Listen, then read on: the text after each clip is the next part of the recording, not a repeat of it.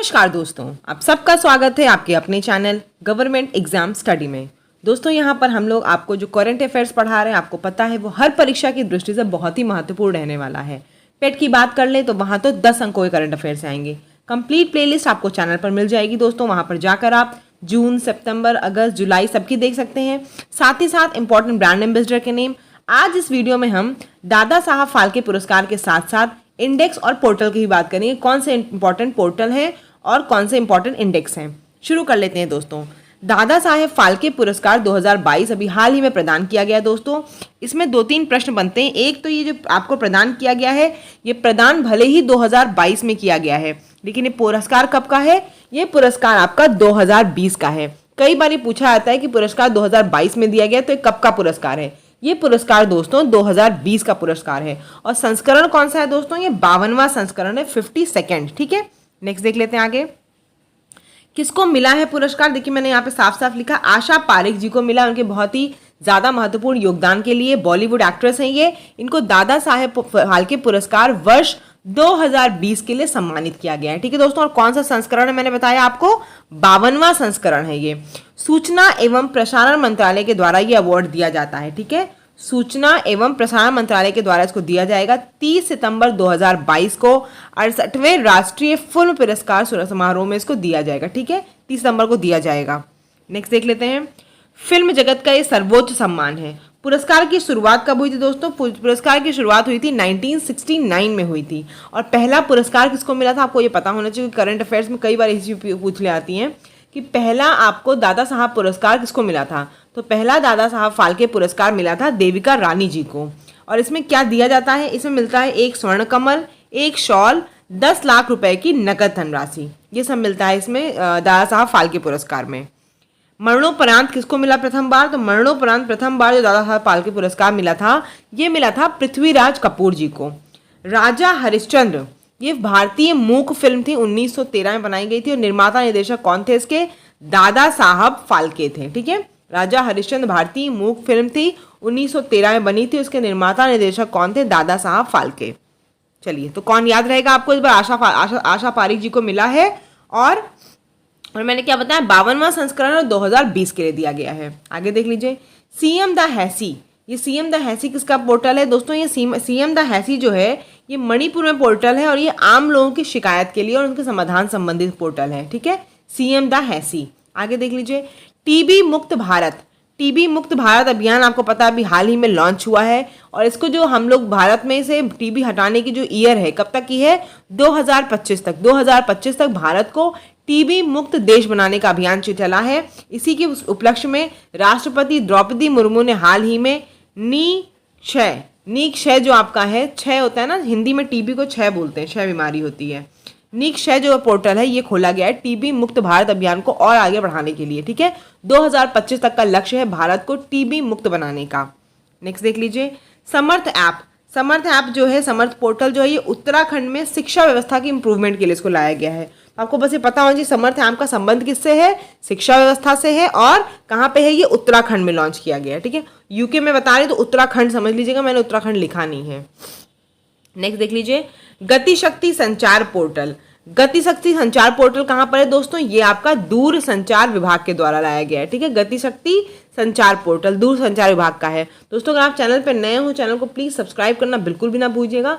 और पेट की पूरी कंप्लीट प्लेलिस्ट बनी है। अगर आप यूपीपीसीएल की तैयारी कर रहे हो तो उसकी प्लेलिस्ट बनी है, यानी किसी परीक्षा की आप तैयारी कर रहे हैं एक बार प्लेलिस्ट को जरूर देख लीजिएगा। हिस्ट्री, ज्योग्राफी, पॉलिटी, साइंस सब आपको मिल जाएगा वहां पर।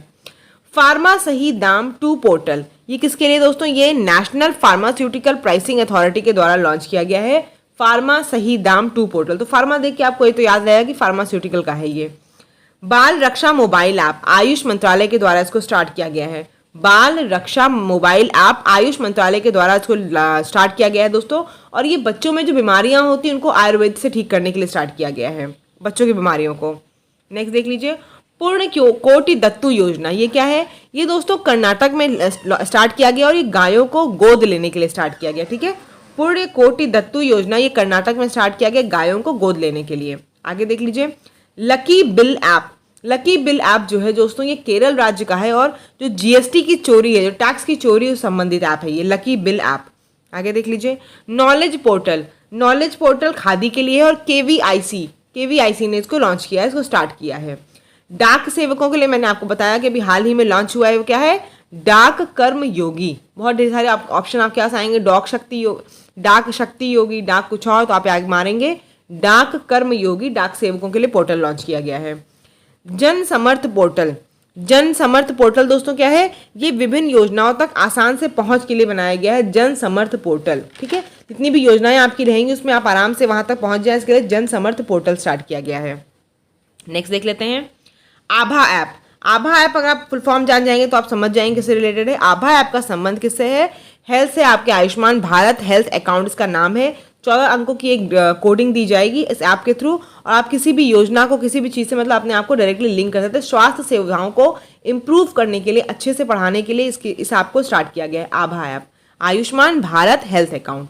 नेक्स्ट देख लीजिए फास्टर क्या है दोस्तों, fast and secure transmission of electronic records. ये दोस्तों ऐप जो है वो सुप्रीम कोर्ट्स का है, इलेक्ट्रॉनिक रिकॉर्ड्स की अच्छे से रख रखाव के लिए इसको लॉन्च किया गया है। तो आपसे प्रश्न अगर पूछा जाए कि फास्टर ऐप का संबंध किससे है, आपके पास एक होगा शायद रोड सुरक्षा मंत्रालय से, या फिर दूसरा आपके पास होगा सुप्रीम कोर्ट से। तो इसका संबंध दोस्तों किससे है, सुप्रीम कोर्ट से है।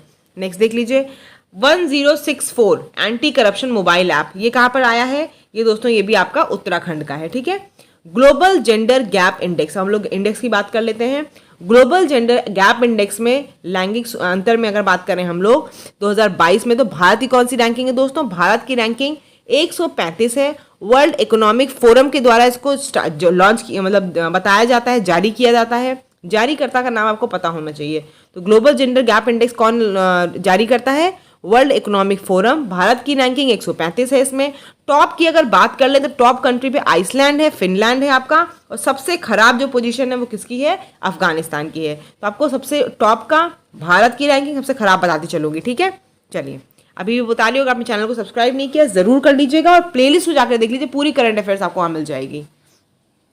हेनले पासपोर्ट इंडेक्स 2022, इसमें दोस्तों टॉप पे कौन है, इसमें टॉप पे आपका जापान है, और भारत जो है वो 87 रैंक पे है। अफगानिस्तान सबसे नीचे यहाँ भी है। ठीक है, जेंडर गैप इंडेक्स में भी अफगानिस्तान सबसे नीचे था, और हेनले पासपोर्ट इंडेक्स में भी है। इस पासपोर्ट इंडेक्स से दोस्तों क्या होता है, किसी देश की मजबूती पता चलती है कि आप कितना आपका पासपोर्ट मजबूत है, कितना आपको किसी देश में ट्रेवल करना है, तो उस पासपोर्ट की कितनी वैल्यू है। ठीक है, नेक्स्ट देख लेते हैं मानव विकास सूचकांक HDI, जो आपका है ह्यूमन डेवलपमेंट इंडेक्स 2021-22 का, इसमें टॉप पे स्विट्जरलैंड है, और भारत की रैंकिंग क्या है, भारत की रैंकिंग इसमें 132 है। आगे देख लीजिए विश्व खुशहाली सूचकांक 2022, इसमें क्या है 136वें नंबर पे भारत है, टॉप पे फिनलैंड है, दूसरे टॉप पे आपका डेनमार्क है। ठीक है, पहला आपका जो है फिनलैंड है, दूसरा आपका डेनमार्क है, और 136वें रैंक पे भारत है। आगे देख लीजिए अंतरराष्ट्रीय बौद्धिक संपदा सूचकांक, ये इस समय फेवरेट क्वेश्चन बना हुआ, किसी परीक्षा को देने जाइएगा ये जरूर पूछा जा रहा है, बौद्धिक संपदा सूचकांक में क्या रैंकिंग है। 2022 में भारत की रैंकिंग की बात करें तो 43 नंबर पे भारत है, 43 रैंकिंग है भारत की। टॉप में कौन कौन से हैं, USA, UK और जर्मनी। ठीक, नेक्स्ट देख लेते हैं एशिया प्रशांत सस्टेनेबिलिटी सूचकांक 2022, इसमें क्या है दोस्तों, सिंगापुर आपका टॉप पे है। भारतीय शहरों की बात कर लें तो बेंगलुरु आपका 14वें नंबर पे है, हैदराबाद 18वें नंबर पे, और दिल्ली 17वें नंबर पे है। ठीक है, सबसे टॉप पे जो सस्टेनेबिलिटी सूचकांक में कौन है, सिंगापुर है। नेक्स्ट देख लीजिए उसके बाद पर्यावरण प्रदर्शन सूचकांक 2022 में टॉप पे डेनमार्क है, दूसरे टॉप पे आपका सेकंड टॉप पे कौन है, UK है, और भारत की रैंकिंग क्या है 180 है। नेक्स्ट देख लीजिए वैश्विक शांति सूचकांक 2022, इसमें भी टॉप पे कौन है दोस्तों, आइसलैंड है, और आपका न्यूजीलैंड है, और भारत कौन से रैंक पे है, भारत 135 रैंक पे है। लगातार 5वें साल इस बार भी अफगानिस्तान सबसे नीचे है। वैश्विक शांति सूचकांक की बात कर ले तो आप देख रहे होंगे अफगानिस्तान कई जगह टॉप पे, वो नीचे पे आता है, सबसे नीचे वो रहती है। ठीक है, रैंकिंग उसकी टॉप पे आइसलैंड न्यूजीलैंड है, भारत की 135वीं रैंकिंग है। आगे बात कर लेते हैं global sustainable development report. Global sustainable development report 2022 में टॉप पे दोस्तों फिनलैंड है, फिर आपका डेनमार्क है, और इंडिया की रैंकिंग क्या है, भारत की रैंकिंग है 121। ठीक है, आगे देख लीजिए विश्व प्रेस स्वतंत्रता सूचकांक। विश्व प्रेस स्वतंत्रता सूचकांक में अगर भारत की बात करें तो भारत 150 नंबर पे है, और टॉप पे कौन है, नॉर्वे और डेनमार्क है। फिर देख लीजिए आगे डिजिटल मुद्रा स्वामित्व में 7वें स्थान पर कौन है, भारत है। डिजिटल मुद्रा के स्वामित्व में 7वें स्थान पर भारत है। सबसे नंबर 1 पे यूक्रेन है, और दूसरे नंबर पे कौन है, रूस है आपका। कॉमनवेल्थ गेम्स अभी हाल ही में संपन्न हुए, आपको पता है जुलाई से लेकर अगस्त तक चले थे। इसकी पूरी जानकारी मैंने आपको एक वीडियो करंट अफेयर्स में पूरी जानकारी दी है कि कौन का किस चीज़ का संबंध किससे है, कौन कितने गोल्ड पाया, सबका नाम मैंने बताया, वहाँ एक बार पढ़ लीजिएगा आप। टॉप पे दोस्तों कौन सा देश रहा है? ऑस्ट्रेलिया। नंबर 2 पे इंग्लैंड, तीसरे नंबर पे कनाडा और चौथे नंबर पे आपका भारत। भारत की बात आई तो बात कर लेते हैं। कुल 61 पदक मिले हैं भारत को इस बार, जिसमें से 22 गोल्ड, 16 सिल्वर और 23 आपके ब्रॉन्ज पदक है। तो ये बहुत इंपॉर्टेंट है आपके लिए, क्योंकि इस बार भारत पहली बार कॉमनवेल्थ गेम्स में चौथे नंबर पर आया है। तो दोस्तों आपको जैसे मैंने बताया कि भारत की रैंकिंग इस बार सबसे अच्छी है, इससे बेहतर लेकिन इसने 2010 में परफॉर्म किया था जब इसकी दूसरे नंबर पर रैंकिंग थी। तो इस बार की आपको याद रखनी कि भारत इस बार चौथे रैंक पे है 61 पदक के साथ। आगे बात कर लेते हैं। सर्वश्रेष्ठ आकांक्षित जिला किसको घोषित किया गया दोस्तों? ये हरिद्वार को घोषित किया गया है।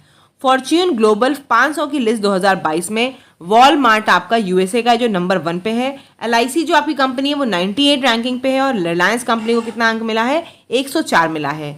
दुनिया की सबसे कम प्रजनन दर, ये मैं आपको प्रैक्टिस सेट में करा चुकी हूँ और समझिए रिवीजन हो रहा है आपका। दुनिया की सबसे कम प्रजनन दर कौन सी देश की है? और सबसे बड़ी बात ये कि उसने अपना ही रिकॉर्ड तोड़ दिया है। कौन सा देश है ये? दक्षिण कोरिया है। ठीक है। एशिया की सबसे अमीर महिला किसको बनाया गया है? सावित्री जिंदल को बताया गया है। आपका जो NIRF रैंकिंग है, NIRF जो रैंकिंग है नेशनल इंस्टीट्यूट रैंकिंग फ्रेमवर्क 2022 शिक्षा मंत्रालय के द्वारा जारी किया जाता है। इसमें सबसे नंबर 1 पे कौन है दोस्तों? IIT मद्रास है। नेक्स्ट देख लेते हैं। ईज ऑफ डूइंग बिजनेस 2022 में अगर राज्यों की बात करें सबसे नंबर 1 पे कौन है? आंध्र प्रदेश, दूसरे पे गुजरात है और तीसरे पे आपका तेलंगाना है।